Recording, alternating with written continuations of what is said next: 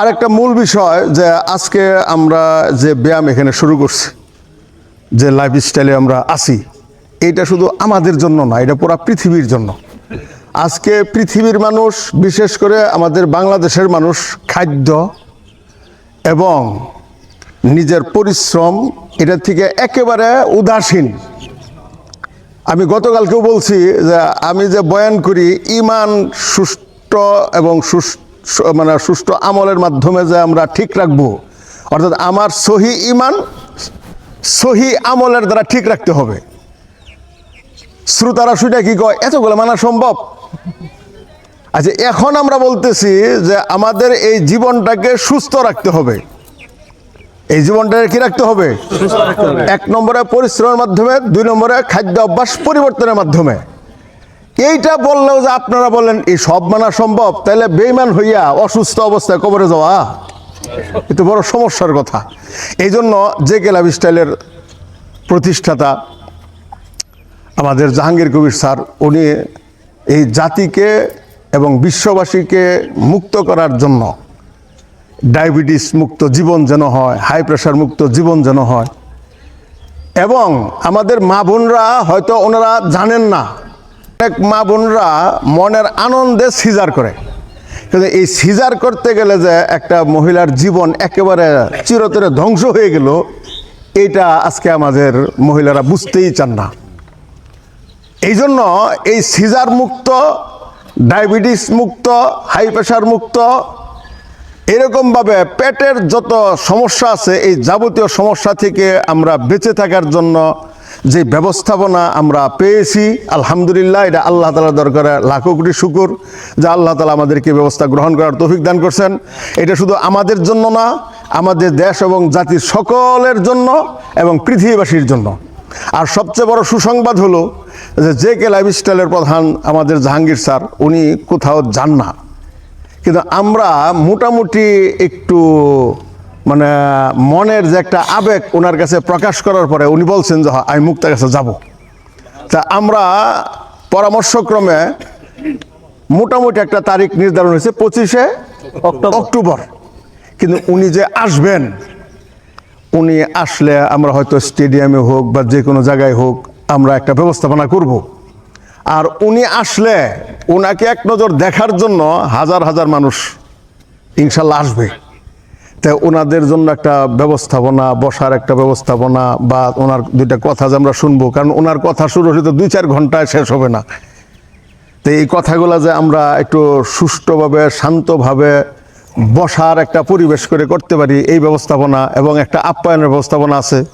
ইনশাল্লাহ আমরা যারা সদস্য আছি, অল্প কয়েকদিনের মধ্যেই ইনশাল্লাহ আমরা একটা মিটিং কল করব, আমরা বসবো। এই এত বড় একটা ব্যয়বহুল কর্মটা আমরা কিভাবে করতে পারি, এটা একজনের উপরে, আমার উপর ছেড়ে দিলে এটা আমি পারবো না, ওইরকম আপনাদের উপর কাউকে ছেড়ে দিলে এটা সম্ভব না। কিন্তু আমরা সকলে মিলে যদি আমাদের স্যারকে এখানে আনতে পারি, তাহলে পুরা বাংলাদেশে একটা আওয়াজ পড়বে যে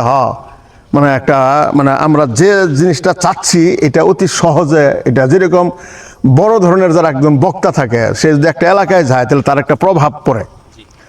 এই যে আমাদের যে সুস্থ জীবন, আমি আপনাদেরকে আগেও বলছি যে এলেম 2 প্রকার, একটা হইলো দিনের এলেম, আর একটা হলো বডির এলেম। প্রত্যেকটা মানুষের ইমানের হেফাজতের জন্য যেরকম একটা হক্কানি আলেমের পরামর্শের দরকার, নিজের বডিটাকে ঠিক রাখার জন্য মরণ পর্যন্ত একটা হক্কানি ডাক্তারের দরকার, যে ডাক্তার নিজের স্বার্থের জন্য কথা বলবে না।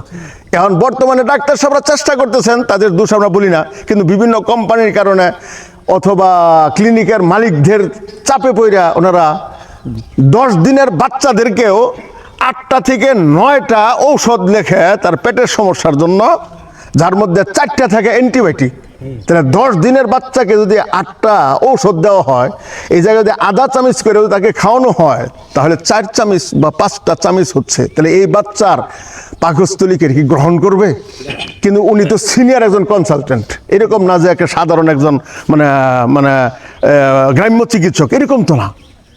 তো এইটা হয়তো বেশিরভাগ ওনারা ক্লিনিকের চাপে পড়ে হোক অথবা কোম্পানির চাপে পড়ে হোক ওনারা করতেছেন। আমাদের স্যার শুধু চেষ্টা করতেছেন যে আমাদের যে আজকে এই যে খাদ্যের কারণে, আমাদের অলসতার কারণে আজকে আমরা যেই ধরনের দুর্বল এবং যেই ধরনের অসুস্থতা আমাদের এটা 50 বছর আগে ছিল না। আমি তো দেখতেছি, আমি মানে যে কোনো বাচ্চা জন্মগ্রহণ করতেছে তার সংবাদ নেওয়ার চেষ্টা করি। আজকে যে সন্তানটা ভূমিষ্ঠ হলো বা হচ্ছে, এই সন্তানেরও কোনো না কোনো রোগ আছে।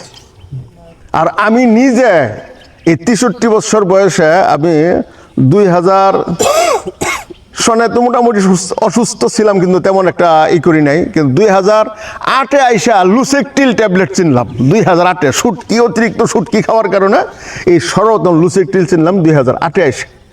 তাহলে এর আগে ওষুধের কোনো প্রয়োজন হয় নাই।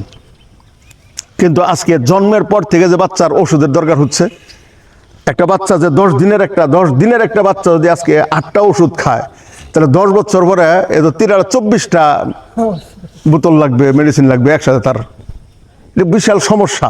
এই জন্য আমরা ইনশাল্লাহ আমাদের স্যার আসবেন, আমরা স্বতঃস্ফূর্তভাবে ওনার আগমনকে আমরা স্বাগত জানাবো এবং আমাদের পরামর্শ ভিত্তিক যেই ব্যবস্থাপনা ইনশাল্লাহ আমাদের দ্বারা হবে, আমরা জান প্রাণ দেয়া তা গ্রহণ করার চেষ্টা করব এবং দোয়া করব আল্লাহ পাকে ব্যবস্থাপনা যেন উত্তমভাবে করার তৌফিক দান করে।